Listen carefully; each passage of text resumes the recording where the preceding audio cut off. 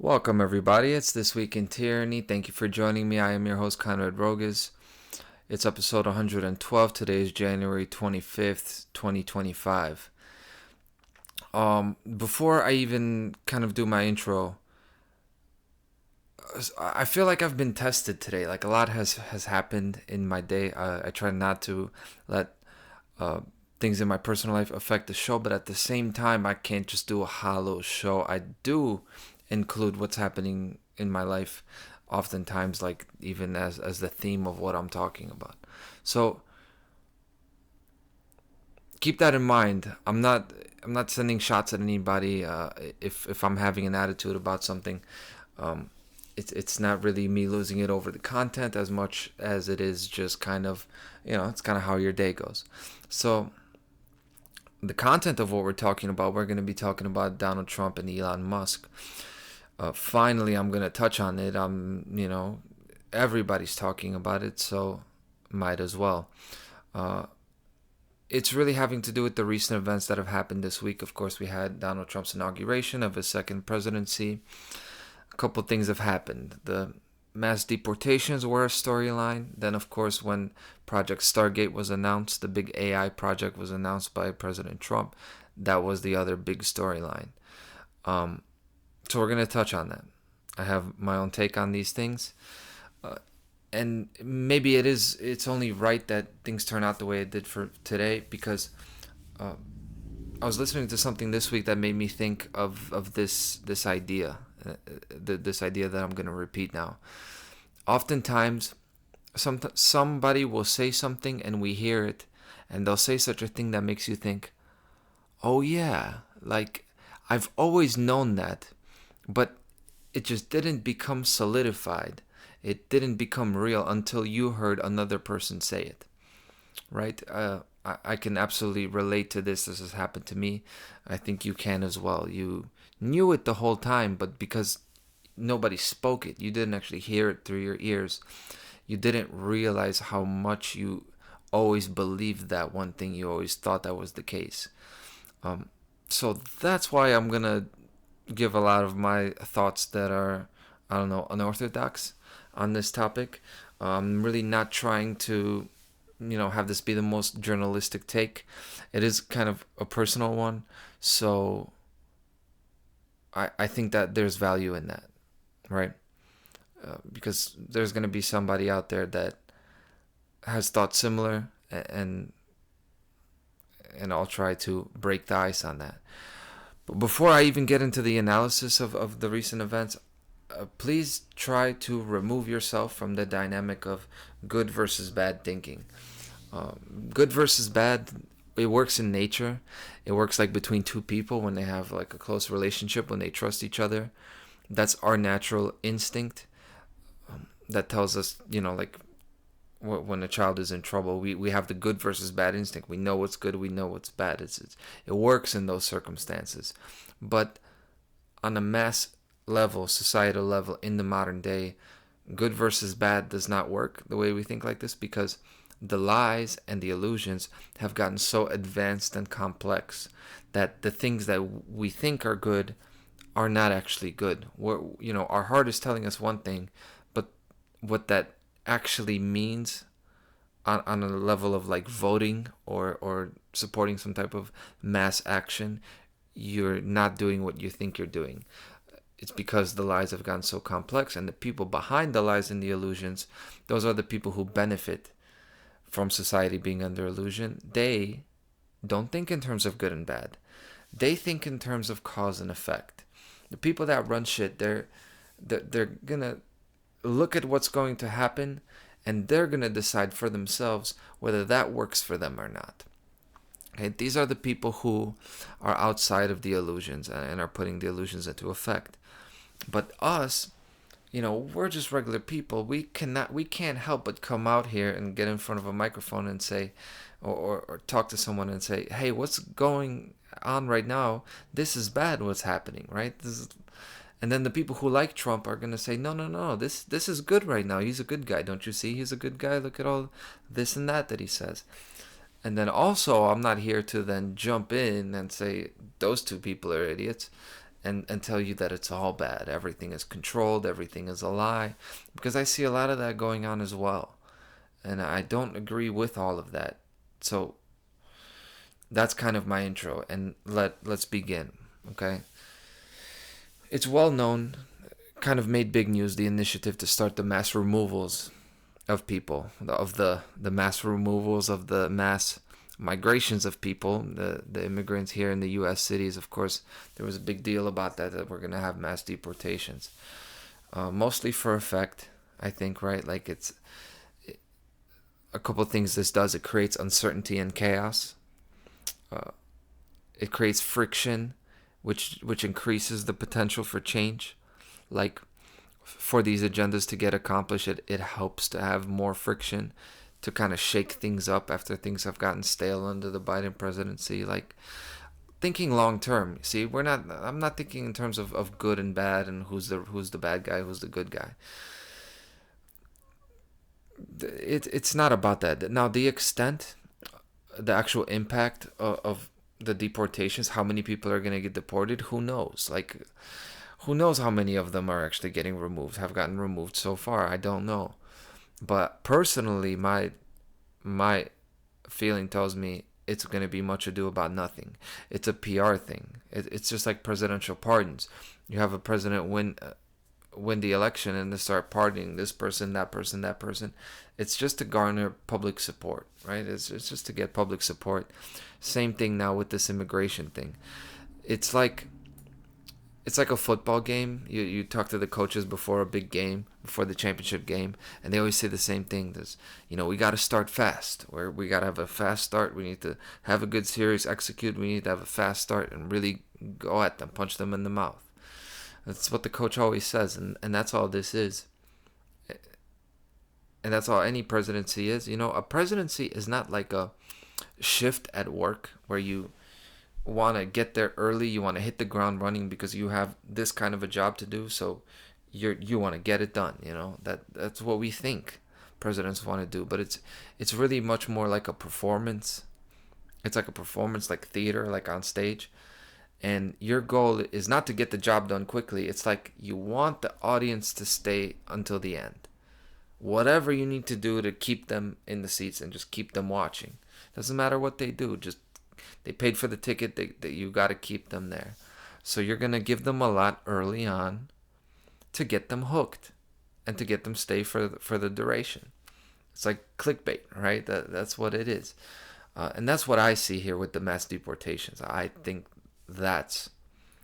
it's just kind of like a big first move, a big first shot to get things started and not have people look at the real issues. But what actually interested me a lot more is the news that I saw. It wasn't a big story, but it's a story that immigration officials, now ICE, is authorized to make arrests in schools and churches. And that got my attention. Because, so again, I don't look at things as good or bad, right? I'm just looking what the implications are long term and what it's going to lead to with this. And for example, when it came out, there's no cash bail, right? Like in Illinois and other places in the country, if you get arrested, you don't just pay the bail and get out. They will actually release you on pre-trial release without bail. You don't even have to pay the $200 or the $1,000 or whatever. Anytime I paid bail, it was only $200. I was a low level. But what that means today, no cash bail, is that petty offenders just get out. So there are a lot of people, like in my city in Chicago, that just will commit a crime and then they get let out and then they just do it again. Now the idea behind doing away with cash bail was that it's the economic injustice thing, right? It's the fact that you're locking up people who are in poverty. So okay, they're gonna steal a pack of gum or something, and you're gonna make them do a year. No, instead of that, and releasing them back into the cycle of criminality in the jail, they're going to release them back into the environment. That's the idea. I'm against doing away with no cash bail. And so are the conservatives, right? So we have that in common. Conservatives want cash bail to remain because Now they're against it because if you don't have cash bail, then it allows thieves to commit a crime, or petty criminals to commit a crime, then just get released again, where they can commit serious crimes. That's the reason they're against it. The reason I'm against it is because they can, without cash bail, they have more of a reason to be able to hold you indefinitely. I'm actually on the other extreme. I'm thinking, you know, if they have this now, it's at the discretion of the judge, or whatever entity it is that's having, they're gonna have your hearings, and in the future, if you have this in effect, okay, they're using it against the petty criminals now, but what if they use it? Today it's the petty criminals, but as the administrations change, not all the laws change. The laws stay the same. They're gonna get solidified there, and tomorrow it's going to be political dissidents. They could arrest me and they could have me there, and okay, they let the last 10 guys out without cash bail, but with me, for whatever reason, they're going to say, oh, maybe we need to hold Konrad until trial because he doesn't meet the conditions for a pretrial release. Now, can I pay 5-10,000 and get let out?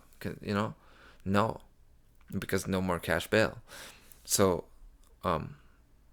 that there's an example. Another one is border enforcement. I'm against border enforcement, not because I think bringing in unskilled, unintelligent, unmotivated masses of non-English speaking people will be good for America. I'm not one of these dreamers who says, diversity is our strength, and as long as we just get a bunch of brown people in, things are going to get fixed. Not one of these guys. But I'm against the border enforcement because the true borders are philosophical. They're borders of ideas. So if you just do away with the welfare state and stop giving people free stuff, and you do away with the UN influence on domestic policy, you do away with the mass migration that's coming from the United Nations over there, then you've solved the immigration problem overnight, and you don't need to worry about the border. Because the thing about borders is they work both ways. They keep people out from getting in, but they also keep people inside from getting out. So I don't get super excited about walling myself in. I don't like being trapped. And you know what, with the immigration thing, it's true. A lot of these people don't belong in America, but there's also a lot of people born and raised in this country, third generation, lived on the farm for 100 years. There are a lot of people of all different backgrounds that are citizens, are born here, but they should be deported the fuck out of this country because they hold anti-human and arrested development, downright pathological worldviews. But their last names are Smith and Clark, right? So they belong here, I guess. My last name is Rogoz, but if we started removing people from this country based on how far away they are from American ideals, I'd be on like the last plane out of here. I'm here fighting to the death. I've said this story one time, and it's not even to like have an ego about it, but who's more American than me? It's about the ideas, right? It's about what you're willing to sacrifice, like really sacrifice for this country, not put on the fucking camouflage and go to Yemen or Iran somewhere. Anyway, the reason this story that got my attention with the churches and the schools and the fact that now people are authorized to make arrests in schools, what bothers me is the idea that a sacred place is no longer going to be sacred. And I'm not a churchgoer either, right? But I hate that idea that a militarized police force is just feeling emboldened to just kick in the doors of a church and break up a mass or bust into a classroom. Because, again, this is like the erosion of privacy thing. And when someone is like looking into... When someone's in your private life, it's just like the most sickening thing to me. Like when someone tells you what you can do and or not do with your body, or in your bedroom, or in your bathroom. Like for me, this is just a step down from that. The church thing is important to me, and that's because I think back to the stories I heard about World War II era Poland under the Nazi occupation, and then in the communist era under the Soviet regime. The churches in those times, they used to be the oasis. They used to be the heart, the core of the revolution, of any resistance. You would gather at church. And actually the priests who always talked about peace and forgiveness and being meek, and the meek shall inherit the earth and all that, now they were in the churches talking about fighting for liberty. They're talking about what the value of humanity was, despite this anti-human system in power. A lot of them risked their lives. A lot of them were tortured and killed. That's what they did. And because it's only in church that those gatherings of people were even allowed. You couldn't even get together and talk about anything with anyone. That was your place of safety. That was your safeguard. That was the last place that people could really communicate amongst each other when the regime got so totalitarian. And that's why religion is powerful, and that's why I stand up for Catholics often, and definitely for religious freedoms and religious exemptions and all that stuff, because there's so much power in people gathering under a shared idea. There's power in a gathering of people who care about each other, right? So this alarmed me when I saw it. But of course, when I investigated the story, it turns out, like with many things, the devil's in the details. And what I mean by that is, it turns out it doesn't say, the actual law doesn't say what the headline says. It doesn't actually say, okay, we want immigration to kick down the doors of the church and get in the classrooms, because it's not really what it is. All they said is that they're going to roll back the specific humanitarian program they called, don't know the exact name, but basically all they did is overturned an executive order that said, or policy that said, that the church is a definite no-go zone for law enforcement. That, like, that it's a human rights thing, and if people are in there, you cannot deal with them there. And on the other side, I'm opposed to that too, because I'll be damned if someone violated a loved one of mine, and then the cops aren't allowed to go into a church or a school because someone there has given them a safe haven. For me, fuck that. There's not a place I won't go to deal with someone there. There's like no such thing as too far for that, right? So I don't know. I don't waffle back and forth. I'm just saying, like, this is why I don't buy into the good and bad thing. There's nuance with all this stuff, And still, that doesn't mean that I'm not concerned about the churches and schools thing, because the enforcement of a law is what matters, and the enforcement of a law is not always the same thing as what the law actually says, stated purpose. It's about what the people feel. Forget what the wording of a law is. Like, it's what people think the law is, right? It's what the cops in the street and the people supporting it, it's what people feel empowered to do. And the truth is that right now, people feel like they're empowered in helping agents to deport people. I've seen and heard the comments.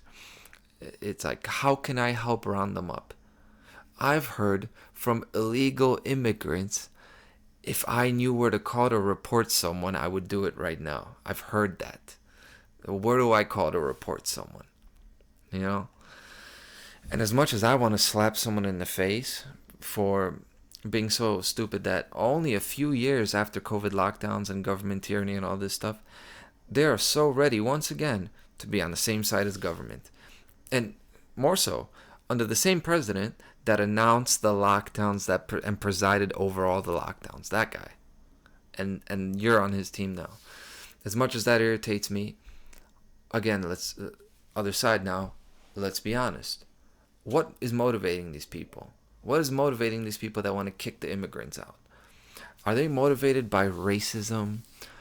No, they're not. They're not. These people, I'm harsh on them, as you can tell, but they're motivated by care and compassion for what they believe in, what they believe is good for their family, their country, their church. They're not trying to hurt anybody. They're trying to stop the violence that they know is going on. They're trying to stop the wrong behavior that is going on.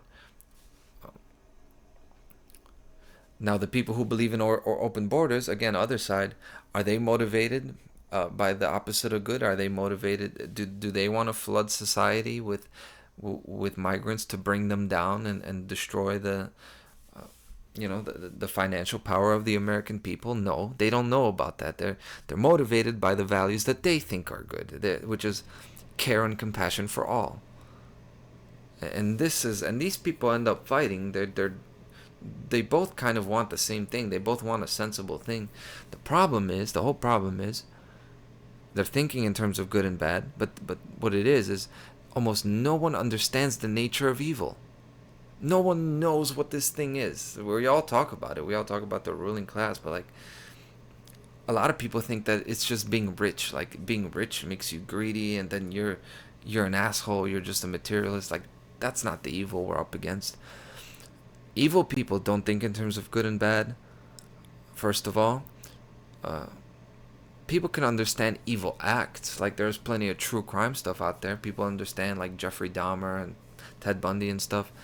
We all know horrible crimes and the twisted details of all those serial killers, but people still don't understand the philosophy of evil and evil's intelligence. There's a plan to it. There's a systematic program to it. It's to perpetuate evil and then slowly trap the good people into building the environment in which the good people are slaves serving the evil people. And I guess people have just never met or seen someone like that. There are really no movie villains that could convey it truly.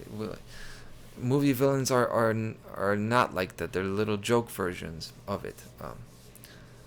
Like if you think of Arthur Jensen in the movie the Network, the rich, greedy globalist, he stands up. You have meddled with the primal forces of nature. That's like a very comical movie villain. That's like a big capitalist, greedy corporate guy, right? It's not even close to the people that are running the world. I think Ayn Rand did well in her books, The Fountainhead and Atlas Shrugged, kind of putting those kind of characters in there. The Bible with Satan, your essence of evil, like this kind of the quintessential evil thing, like literally Satan, the serpent and all that stuff. I think they don't even come close.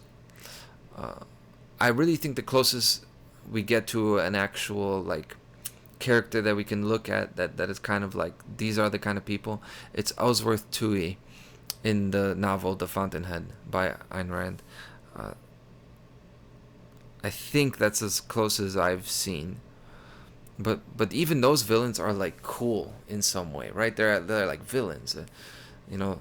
Even the serpent in the garden is at least clever and creative enough to trick Eve.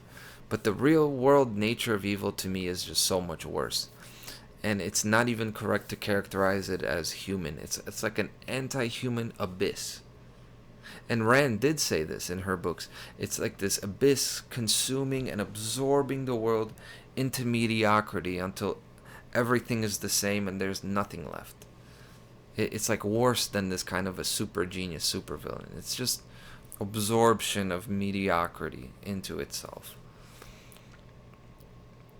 We have in this world a huge divide, a lack of compassion, lack of communication, lack of self-respect. People don't trust each other. They don't care. No one cares about each other. I could go on forever with all the tragedy and pathology, but I only mention it to ask, why is it like this? And I ask that so I could answer that it's because we lack self-confidence, we're lacking self-importance, we're lacking self-value. I don't mean self-importance like you're like egotistically self-important. I mean, you value what you think is right, like your actual choice. It's important to you what happens to you in the world. And when you are not secure in yourself and you're not secure in your decisions, you're going to become one of two kinds of people. One is the one who always thinks that somebody else can make a better decision than you. It's the type of person that lacks. They're always doubting. They lack conviction in their decisions. They're gonna say one thing, but then when adversity strikes and it's time to make choices, they will avoid the choices at all costs and then just blame, deflect, make excuses.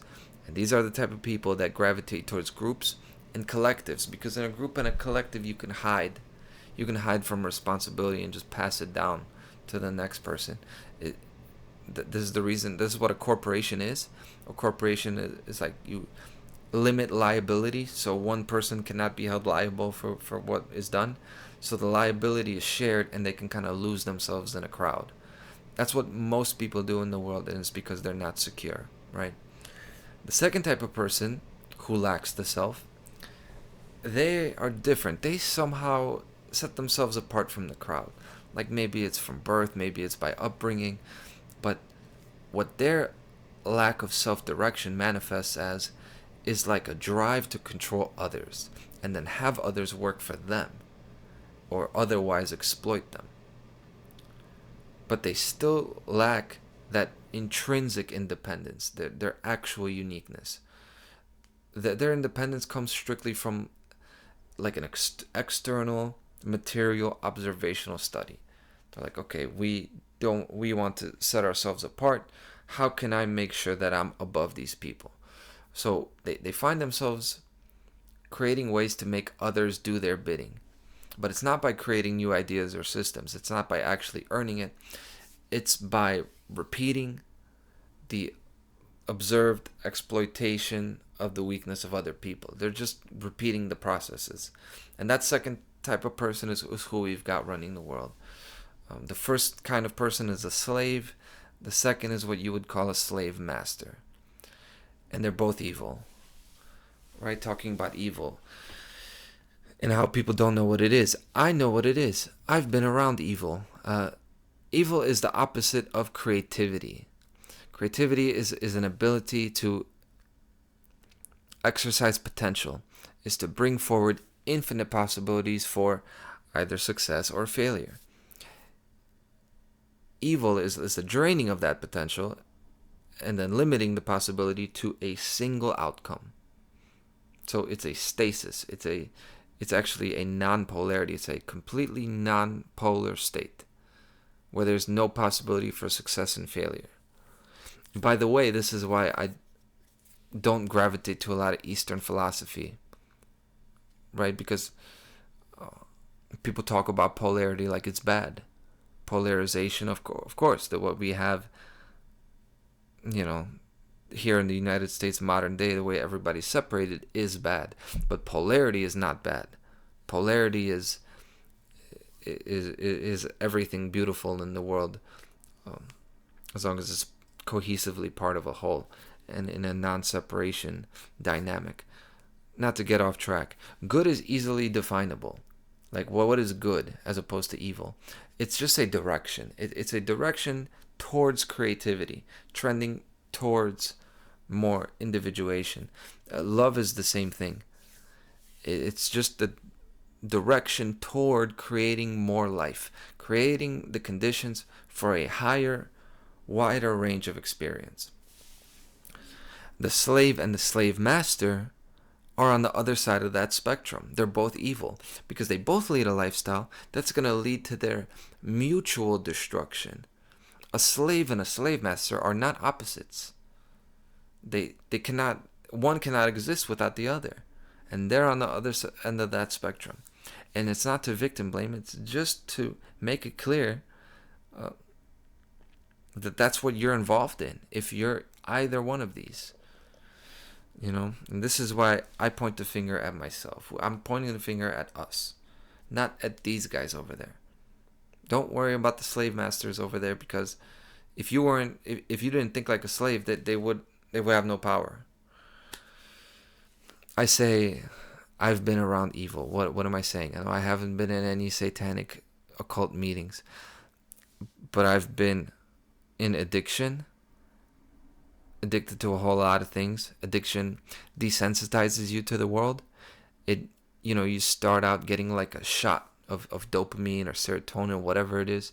You get this boom, this burst of everything good, and then you become desensitized to it over time, stuck in this kind of hamster loop where nothing is fulfilling, nothing is pleasurable anymore, and it just desensitizes you to the world. And it is that kind of abyss that sucks everything and makes everything this massive mediocrity. Depression as well. I've been in depression. That's another evil thing. It's self-destruction due to a lack of desire, and it also keeps you in a loop. The more you don't go out and you don't at least try, you no longer endeavor to have new experiences, the more of that you do, the more your body's going to shut down on you until there's only one outcome. What else have I been in that's evil? Jealousy and envy, which is what? It's concern not with your own well-being, but tearing down someone else's. Okay, I've seen that. I've been that. I felt that. So that's actual evil, and it's that easy to see. And believe it or not, these are the people that are running the world. Addicts, depressed, envious, sad-ass motherfuckers. These people are a joke. They may be high-functioning, of course, intelligent, yes, but they're sad, miserable people. And they have this other quality as well that I do not have and have never had. And it took me some time to figure out. And now that I know, I can just see them. Okay? I'm not that special for, I don't have any inside knowledge to all this stuff. I could just see it. I could see the mentality of evil working within people. I'm not saying that anybody is evil. I'm just saying that they've got that mental virus in them. And that quality is just, I call it like externality or shell-ism. It's that they're all about their shell, their outer covering. They're all about their presentation, not about their substance. And that in itself is evil, because no finish is going to sustain itself when its foundation is rotting. It's as simple as that. I can't see how long the episode is. I got like, my window is like, I can't really move it. So it is what it is. Okay, hopefully I don't have a 2-hour show. Look, so externality and shell-ism, I guess that's where Donald Trump and Elon Musk come in, right? And again, I'm not calling them evil because, again, I'm not a binary thinker. Okay? And even people who I do talk about here on This Week in Tyranny, they're not like movie characters. They're human beings. They have a choice. They could change, right? So I'm not giving like a verdict on anybody. But based on what they're doing right now and what they're working to implement, it's a whole lot of evil, knowingly or not. And I'm going to break it down.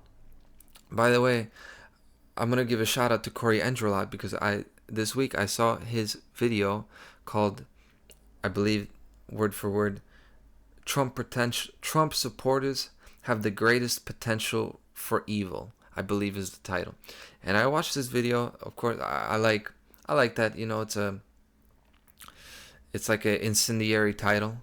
And he has a lot of titles that are like, ooh, controversial. And then you listen to the guy speak, and every time you're like, oh, he's saying something very sensible, hard for anybody to disagree with what he says. But I found it interesting because this is what I'm saying here as well. I'm not saying anybody's bad people. I'm saying there's a very high potential here to do some bad things. And even the word evil. So let's start with the low-hanging fruit, okay? Donald Trump. At one point, he represented opposition to what we all saw as a bad system, a wrong direction. And it's not to pat myself on the back, but I said months ago that second presidency that he's going to win, it's going to be lower quality than the first. And you can see that already. People have already pointed out how disinterested he looks. He looks bored. He doesn't look like himself. He looks a little bit hollow, the way he looked in his inaugurations. And this just demonstrates to me, again, the nature of politics and why good versus bad does not work. because what was the case then is no longer the case. From day to day, it's what you thought you were supporting is no longer what you're supporting. And then you got this tug of war between left and right every 4 years, every 2 years. But it's like you keep losing your grip and losing your footing year after year, but you're still doing the tug of war thing with them. And these politicians, they're easy to get behind if you're only viewing them in relation to their opponents. You should be viewing them in relation to the whole, to the standard of living, right? To societal dynamics, quality of life, historically evaluate them relative to their predecessors, the last 10 presidents, not just the last one. And if you were to view them as they really are, you'd see there's nothing to support here with these people. Now, what we're seeing with immigration, it's just the seesaw from one administration to the next, but the actual issue gets lost in the back and forth, which I would like to see the issue discussed. Why is nobody saying that mass migrations is United Nations, Agenda 21? I say this to people, and it's just, I guess we don't talk about that, right? See, Elon will say end the Fed, but you know what that also means. I mean, it's not just the Federal Reserve. I mean, if we're talking about these organizations, nobody's taking any shots at the United Nations, and you can see why. You can see who's running the show here. But of course, the much bigger issue with the president this week has been that of Project Stargate. Okay, it's almost comical timing what happened. Immediately after his inauguration, this guy won. Okay, America did it. We won. We got a man in the White House. Here we go. And then President Donald Trump on Tuesday talked up a joint venture investing up to $500 billion for infrastructure tied to artificial intelligence by a new partnership formed by OpenAI, Oracle, and SoftBank. The new entity, Stargate, will start building out data centers and electricity generation needed for further development of the fast-evolving AI in Texas, according to the White House. So they had this guy out there. I saw on Telegram, people had a snippet of this, and Sam Altman, I believe Altman is his name, he was talking about, this AI is going to help make mRNA vaccines that are going to be able to be injected into a tumor and basically cure cancers. And people heard that. People heard something like that, and it's just comical how dystopian this is. I remember Alex Jones talking about these kind of shots back in 2007, 2008, and now, Alex Jones has become like deplatformed, and he's endorsing Donald Trump so much, and the president that he is endorsing is bringing in these things, black helicopters, all this stuff. It's unbelievable. I don't know whether to laugh or cry. But interesting thing they said, treating the diseases such as cancer by possibly developing a customized vaccine. Son, this is Masayoshi Son of SoftBank, he said this is the beginning of a golden age. That it would be a golden age now. Golden age is always referring back to classical civilizations, Greece and Rome. That's what the Renaissance is. It was like a rebirth of classical ideas. The Enlightenment, again, is like a rebirth of the Renaissance, a rebirth of Greek and Roman ideas. And when they're talking about a golden age, this is what it is. Then I also talked about the wildfires and why we had wildfires, why it's all about Rome burning, that was the symbolism behind that. And this Make America Great Again thing, it is very much a reference to this kind of old classical civilization, whether you want to see it as Atlantis or Babylon, but it's also Greece and Rome.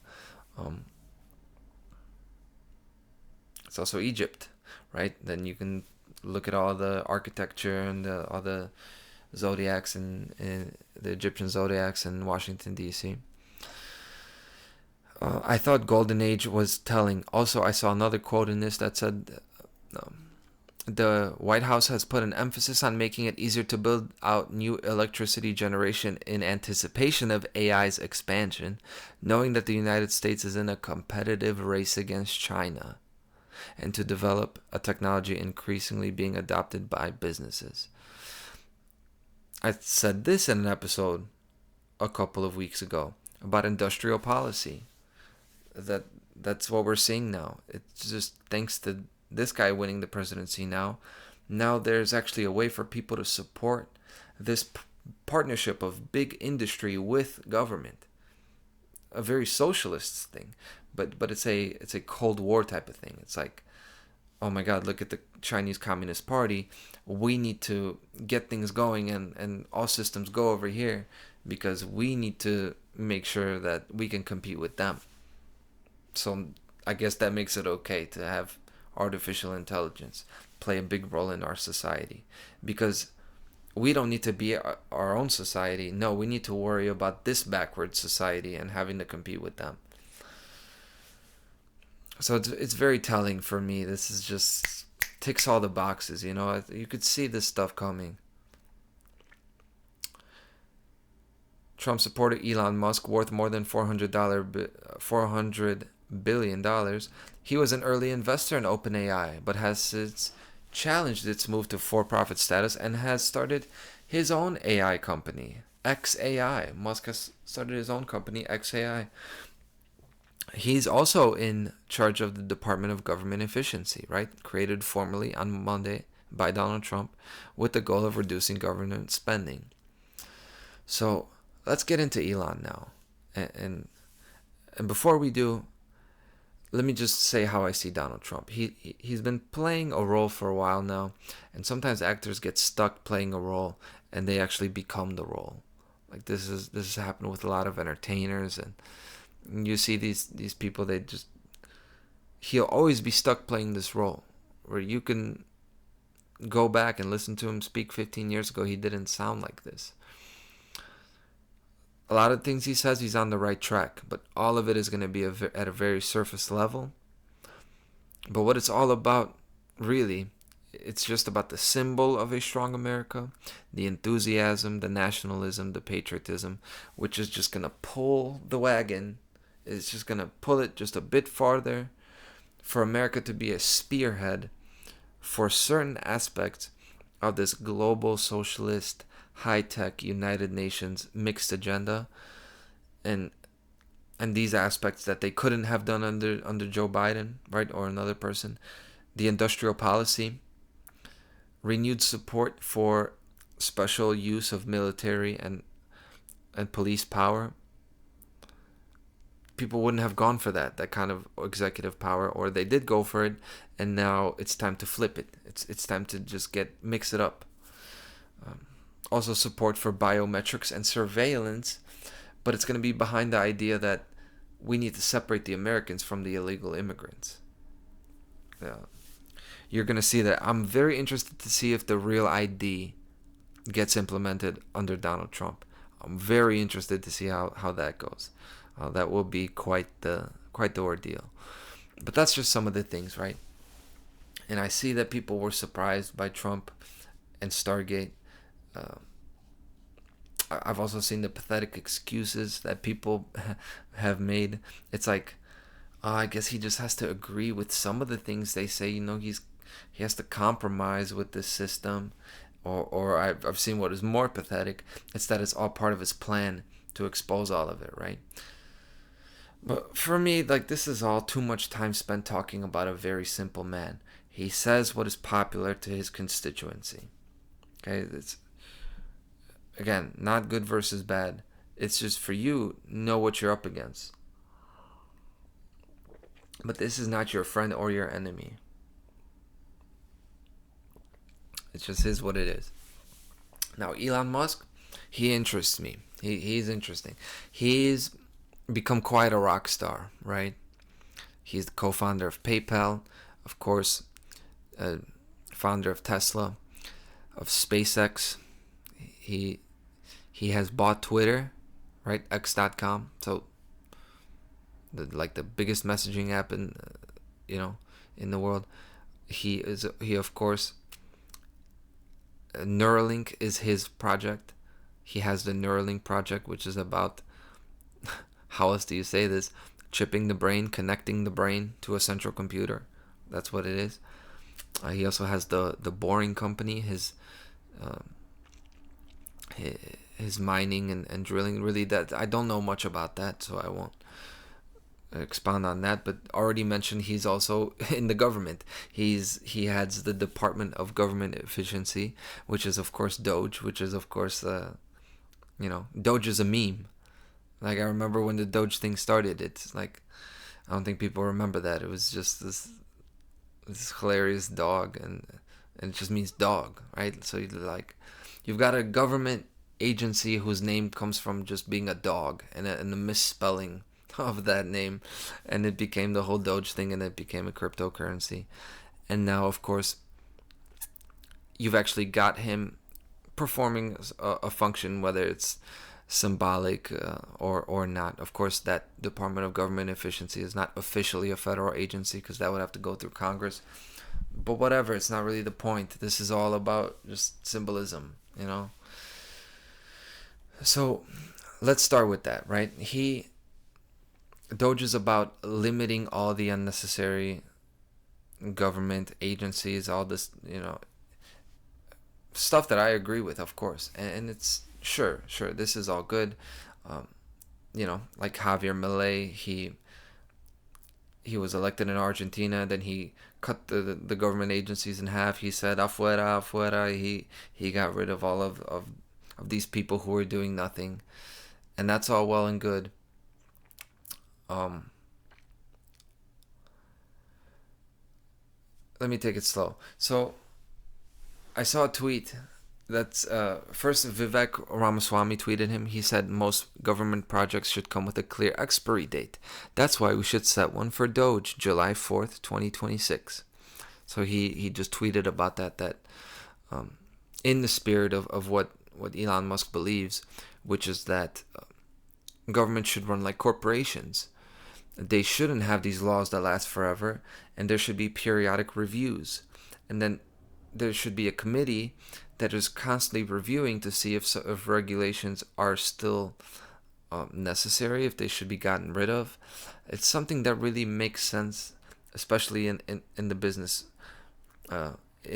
world, right? It makes sense for you to do this, looking at what your life is like and saying, is this really helping me? Then Elon Musk replied to that tweet, and he said the final step of Doge is to delete itself. And I point that out because this is the myth of a benevolent government. And a government, if you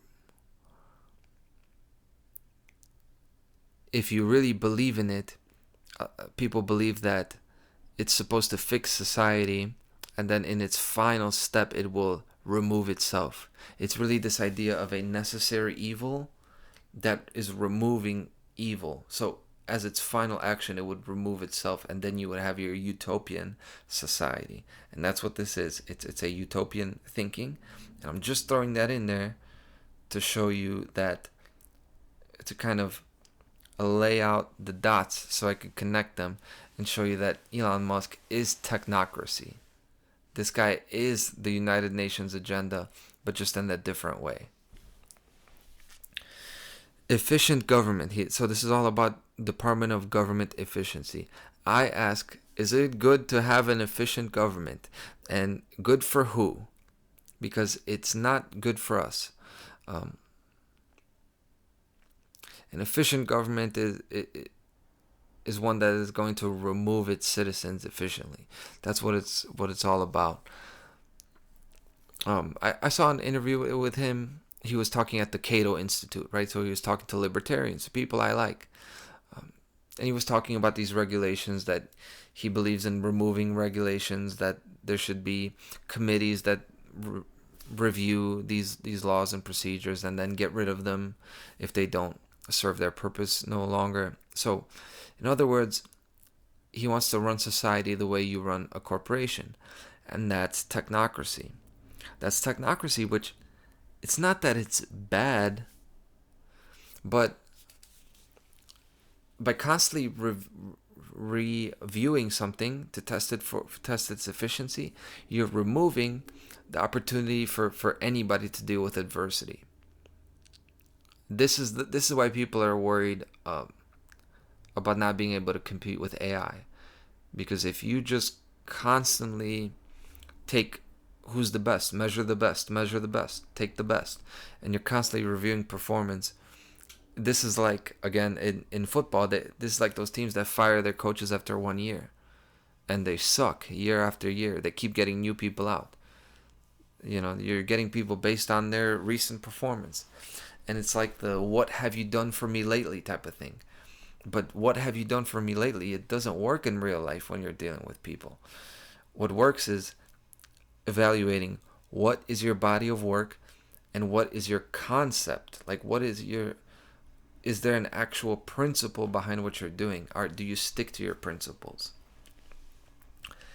And I just see in the way Elon speaks about this is he just does not get it. And you cannot treat the world like a computer, because it isn't. It's pretty simple. I won't spend a lot of time on that. I just want you to get a feel for the guy's philosophy. It's not really so much like what he's doing. It's the symbolism, it's the philosophy that matters. They asked him the question, what is the... They just asked him about what he believes and that. And he said that when he was younger, he struggled with finding meaning in the world. And he asked that question, he really called back to Hitchhiker's Guide to the Galaxy. And then they asked the question, what is the meaning of the universe? And the final answer comes back, and the answer is 42. It's the number of 42. And to him, that was very profound, because to him it shows that it's not the answer that matters, it's that we were asking the wrong question. So it's really about what questions to ask. When I heard that, I thought, it's just a deflection, making it seem okay that you don't have a meaning, that you don't have a definitive answer there. Because the meaning of the universe is pretty simple. It's the same thing as the definition of good and the definition of love. It's just going in the direction towards more life, more experience. And the more you have of it, the more of those answers you're going to have. See, this is natural intelligence. There is this type of system that is growing and progressing and expanding in its intelligence. Again, I gotta call out Corey just because that's the title of his book, Natural Intelligence, NI versus AI. That's what we're talking about here now, right? But it just shows with his answer that he's the answer 42. It's almost funny. He's reducing a quality to a quantity, and that is what the world seems so okay with doing, and I think that's why he has become such a fascinating figure. He represents what people already believe deep down. His supporters also move in flocks. I see a lot of worship of this guy. Very collectivist, that, again, it's the shell. People stick with the shell. Elon Musk is a lot like Drake. Drake was making music, he was number one for like 15 years. And it's like nobody else could even get close to him. He had all the number one songs, and they all sound the same. Very uninspiring, very repetitive, but he was the best. Nobody could do Drake the way he could do Drake. And I see that a lot with Elon. He's everywhere. He's not just this. He's on X. He's in the government. He's on Twitter. He's the everything guy. He even tried to play video games, and then now the gamers are calling him out for buying an account, and the fact that, of course, he's not this talented gamer, okay? It's shell-ism. It's very external. The whole AI thing is external. It's like you're going to just throw away all your decision making, throw it into this black box, because nobody can come up with a more efficient answer than the black box. And everybody is just supposed to forsake their creativity because they can't compete with the number one, right? It's turning to the richest man on earth, or if he isn't already.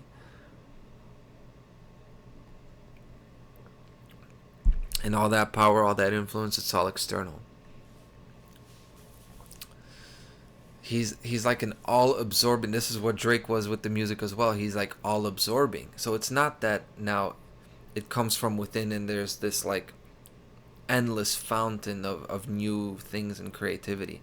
It's more so that whatever pops up and gets popular, he's there. He's like all-absorbing. These are these new type of heroes.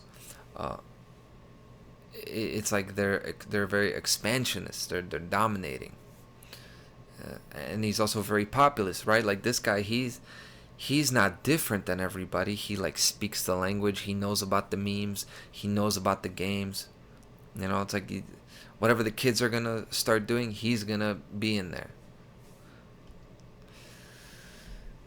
This is what interests me about Elon. Then you have his whole SpaceX endeavor, and one of his main things he believes in is the colonization of Mars. And to me, that's really escapism. It's like escapism. See, Elon believes in what I call consciousness scarcity. He doesn't think there's a lot of consciousness in the universe. He thinks that it's very limited, and it's only human beings really that have it. And so, if we don't escape the Earth, then we're gonna have an inevitable thermonuclear war. So he believes the solution is to go and colonize Mars. I think this is a joke, because there's no consciousness scarcity. Consciousness is everywhere. All you're doing if you go to Mars, you're just hiding from the problems. You have the problem within you, and you're just gonna export it somewhere else. I don't get this. I don't believe in consciousness scarcity. There's a consciousness abundance, and I believe in staying right where I'm at. I'm gonna fix it right here. I'm not gonna run, you know. Another one of his endeavors, X.com. Twitter. He's supposed to be a free speech absolutist, right? Everything about freedom of speech and freedom of speech. And I thought about this, and you know, freedom is not good a good enough concept, or say it is, but not in the way you're using it. I think about like what is like freedom of, say, sex, which we kind of have, right? You can access kind of anything on the internet that you want to see, right? You kind of have this. We see it normalized, you know, 100 men in one night. They've done that now. And that's not freedom. That's indiscriminate. And I've noticed that Elon is for indiscriminate speech. And you can call that freedom of speech, okay. But what I mean by that is he believes in letting everything go, and then his system of organization that's going to make sense of it, his ordering mechanism, it is the computer and AI. And that is why he took over Twitter. Because what programs the technology? It's what we input into this web. That's what the internet is, right? It's just this system. We're going to throw in all of our garbage in there. We're going to throw in all this trash, and then it's going to get organized. And it's going to give us the efficient result. AI and technology, it's just I shouldn't say technology. The modern computer and artificial intelligence, it's a consensus machine. It's not telling you really the right answer. It's telling you the answer that cannot be disagreed with. It's a consensus feedback. That's Elon Musk's ordering mechanism. That's what he holds to be the arbiter of what's of what rules. My ordering mechanism is the human spirit. So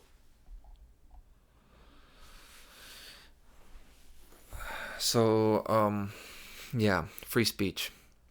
There's that. I'm gonna quote I have a lot more to actually go through. I'm not gonna go through it, but very briefly, I'm gonna read what he says the purpose of Twitter is. He said, think of it like WeChat in China, which is great now, but there's no WeChat equivalent outside of China, Mr. Musk said when he was asked why he wanted to buy Twitter. He said there's a real opportunity to create that. And he added, you basically live on WeChat in China because it's so helpful, so useful to daily life. I think if we can achieve that or come even close to that with Twitter, that would be a success. WeChat has more than 1 billion monthly users and combines social media, instant messaging, and mobile payment in one app. I've seen another quote where he called it the everything app. He wants Twitter to be the everything app for everything. Now, social media, instant messaging, and mobile payment, what is that? It's culture or community, communication, and commerce. Community, communication, and commerce. Those words all start with C-O-M, C-O-M-M. Same as computer, same as communism. This is the shell that I'm talking about. It's like you're sending all of this out there into this big, rigid box that nobody's going to be able to come out of. Excuse me, because it's going to manufacture that consensus and nobody's going to be able to argue with it. And this is, yes, they've done it in China, right? And now they're doing this AI Project Stargate now because we're competing with China, right? No, I don't think we're competing with them. I think we're racing to get their system implemented here. To have everybody connected to this network structure. And that is what evil is going to reduce it to one outcome. The beneficial, the most efficient, according to them, right? The societally beneficial, consensus, most efficient outcome. This article that I guess I'll skim through is about Joshua Haldeman, Elon Musk's grandfather, who was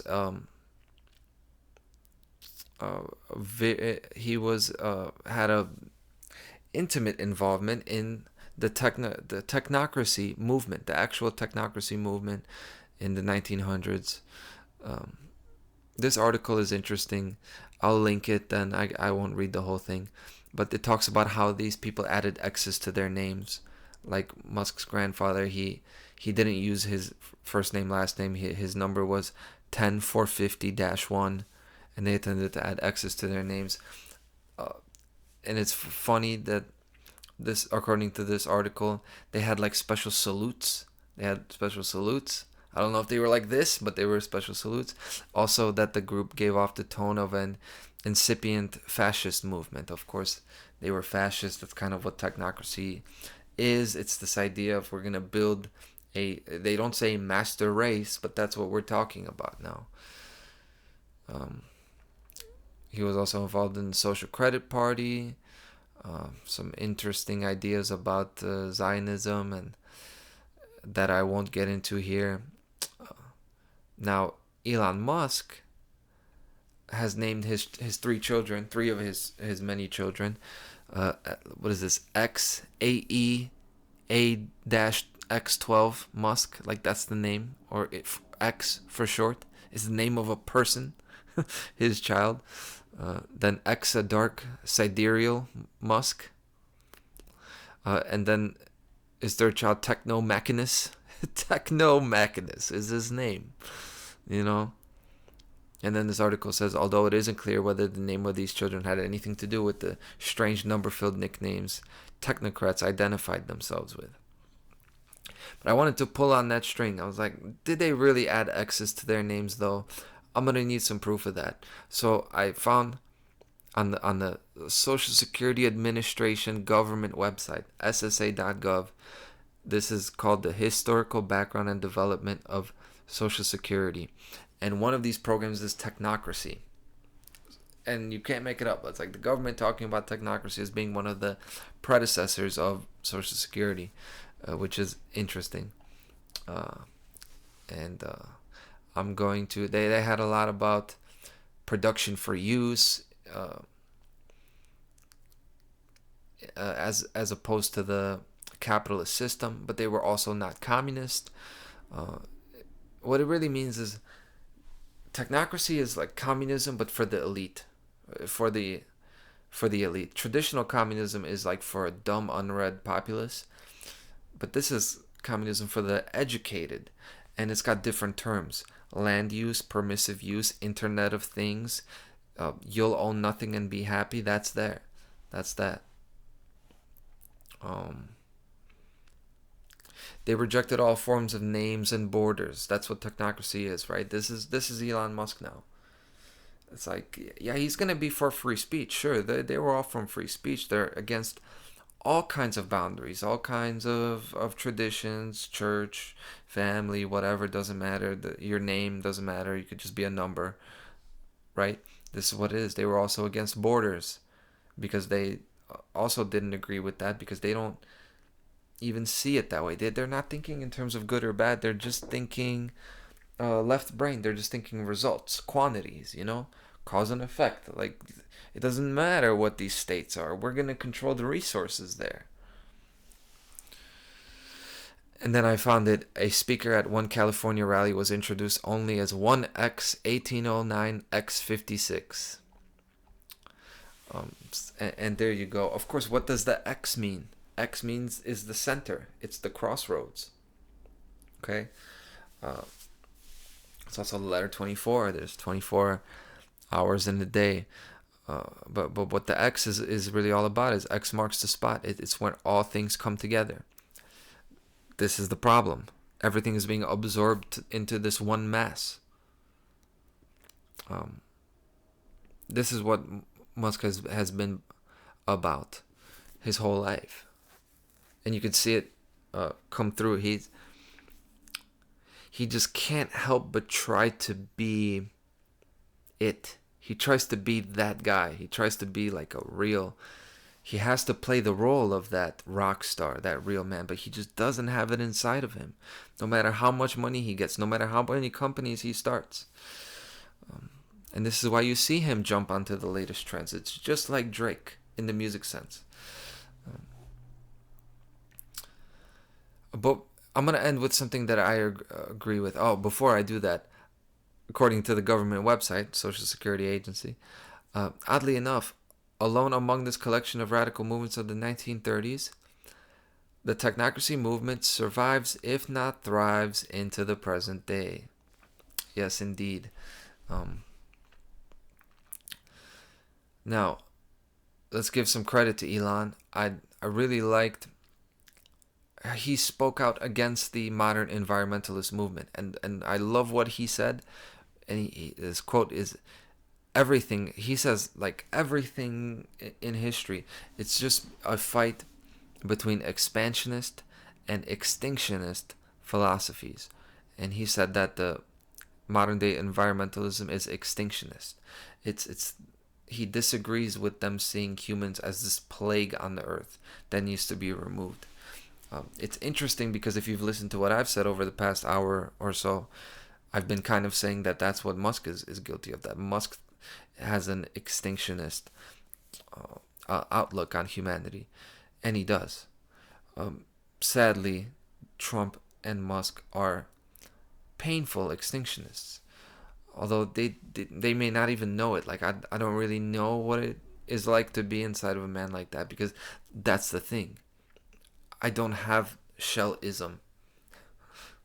All I'm concerned with is how to get what's inside of me out there, because I have plenty to express. I have plenty to develop. With these guys, there's just no real masculine spirit there. That's not creativity. It's not originality. Look at what the Teslas look like. Look at what the iPhones look like. I'm not saying that. I'm not one of these guys who criticize everything and like, oh, what you made, I could do that. I'm not saying I could build a car. It's just look at the fruits of what they're putting out there. Is any of it inspiring? Or is it just recycling and making things look the same? But this is what the AI colonized Mars mentality looks like. That's what it looks like. It's going to be sleek. It's going to be black. It's going to be efficient. But it's not going to be real. It's just this kind of pushing technology to the greatest efficiency. It's like if you put all of the world's data together to determine what the perfect body is for a woman, right? And then it would be flawless. It would have no flaw. Everybody would agree, like, that's the best qualities. And then there was a way that, say any woman could pay a subscription or something and she could buy it. She could look like that, right? It's supposed to be perfect. Would that be beautiful? Would we go for that? Would men go for that? No. It would be hollow and it would be soulless. And that would shine through quite quickly. And I'm just saying, like, can nobody else see that these people that we're seeing on TV, they're just not real? They're just not real. And it's as simple as that, So we don't have to get too deep into the policy and all that. It's the expression that matters. This is the reason we have candidates like this and not like more inspiring candidates. Even in the circus of politics, I at least want to be able to, turn on the circus and at least see, good characters. Tomorrow I'm gonna watch Josh Allen play against Patrick Mahomes, and again, this is like they're playing each other in the playoffs for like the third time, and my Super Bowl pick before the playoffs started was Josh Allen. So strong chance I'm wrong about that, because again, is this what it's going to be, right? Tom Brady won 7 Super Bowls. Are we going to see Patrick Mahomes win 10 now? Is this what the world's coming to, where the same guy, like LeBron James, it's like this guy, everybody consensus agrees this is the guy, and somehow when you watch him, it just doesn't have the feel of Kobe Bryant that I grew up on. People grew up watching Michael Jordan. It just doesn't have that magic to it. You look at the old boxers, you look at Muhammad Ali and Joe Frazier.